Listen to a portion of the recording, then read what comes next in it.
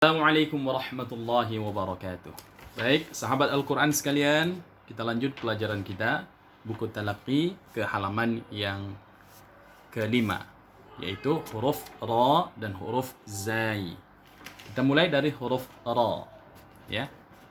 Huruf Ra, ini dia. Bentuknya hampir sama, cuma bedanya huruf Ra tidak bertitik, huruf Zai-nya bertitik. Nah, ini cara mengeja hurufnya seperti ini. Huruf Ra, panjang 2 harokat ya. Baris atas dibaca Ra. Ra, Ra, Ra. Kami ulang lagi. Huruf Ra, baris atas dibaca Ra. Ra, Ra, Ra. Baik. Ra, Ra, Ra. Baik, huruf Ra ini makharijul hurufnya punggung ujung lidah. Maksudnya ini teman-teman sekalian. Ini ujung lidah, punggung yang dimaksud adalah di sini. Dia memang tidak persis di ujung lidah. Kalau ujung lidah kan bagian ini. Adapun punggungnya berarti bagian ininya. Tapi di ujung lidahnya tidak boleh terlalu ke dalam. Ya.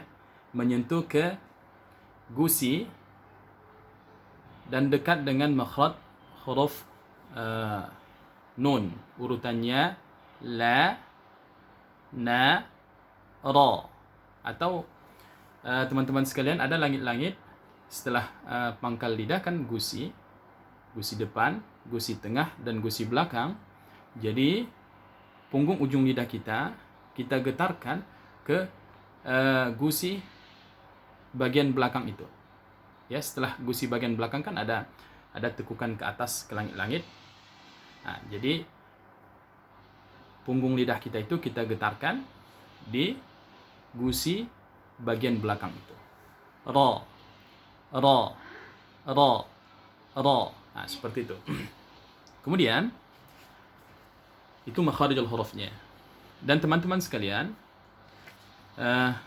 kebetulan kami membaca sumber dari beberapa buku.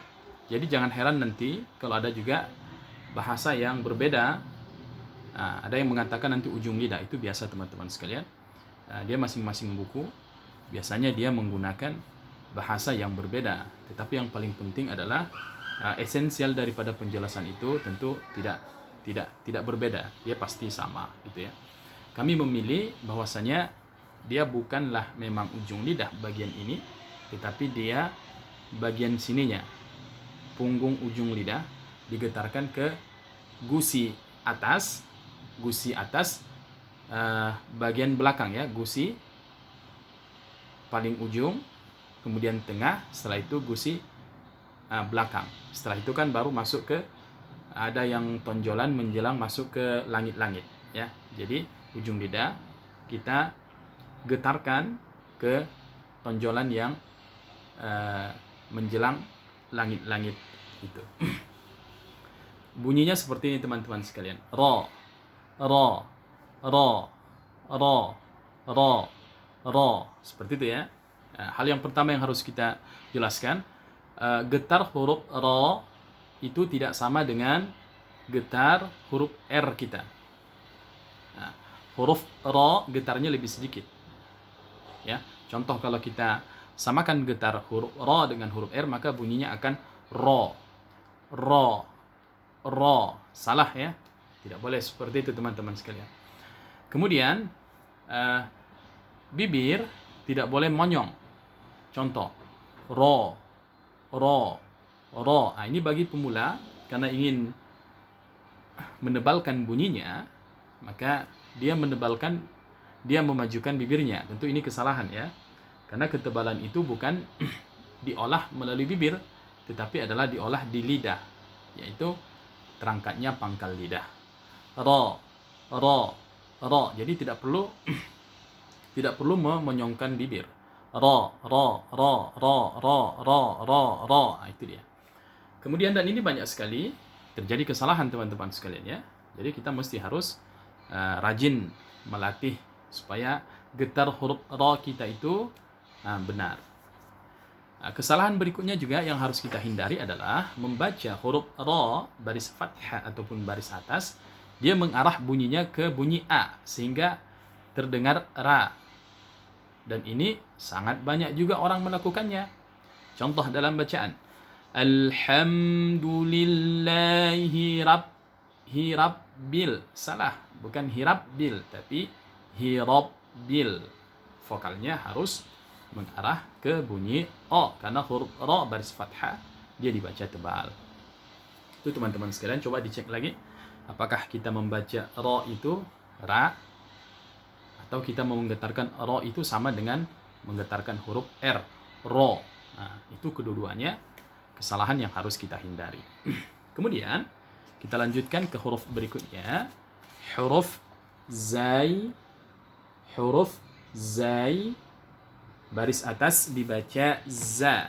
Za, za, za.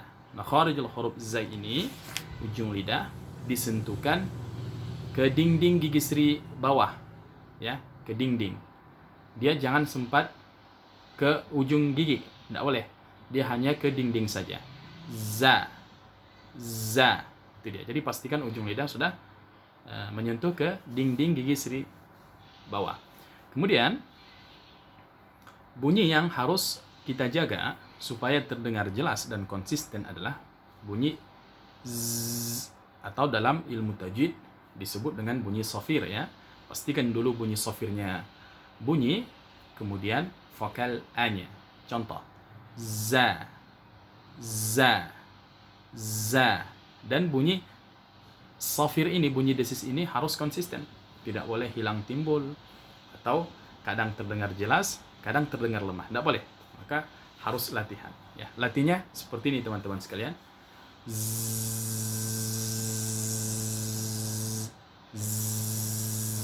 Nah, kalau dalam bahasa Indonesia persamaannya huruf Z, ya. Persamaan huruf Z itu bunyinya sama dengan huruf Z. Baik, seperti itu teman-teman sekalian, ya. Hati-hati juga terjadi kesalahan dalam mengucapkan huruf zai tertukar dengan huruf zal yang sudah kita bahas sebelumnya, ya. Kalau zal, za, za, ujung lidah, ujung gigi seri atas. Zai, ujung lidah ke dinding gigi seri bagian bawah. Baik, seperti itu. Kami ulang lagi bunyinya. Ro, ro, ro. Bibir dijaga, jangan monyong. Za, za, za. Seperti itu. Setelah kita tahu makhrajnya, juga kita tahu mana bunyi yang betul dan mana bunyi yang salah yang harus kita hindari. Seperti biasa, sekarang kita latih dengan metode talaqi. Za, ja, ro, zajara. A, za, ro, azara. Zajara, azara. Za, ha, ro, zahara. Ba, ro, za, baraza. Zahara, baraza. Ba, kha, ra, bakhara. Za, ra, tha, zaratha. Bakhara, zaratha. Dan seterusnya teman-teman sekalian. Kemudian yang di bawah, cara bacanya seperti ini.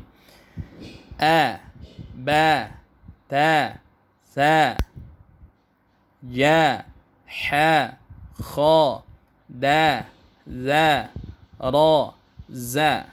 Versi cepatnya seperti ini.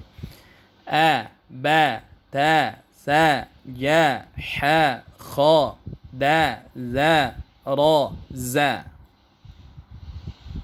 Cara buka mulutnya seperti teman-teman sekalian. Ingat, kita harus biasakan. A, ba, ta, tha, ja, ha, kha, da, za, ra, za. Baik, seperti itu. Demikian penjelasan buku talaqi halaman yang kelima. Berikutnya kita lanjut ke halaman yang keenam.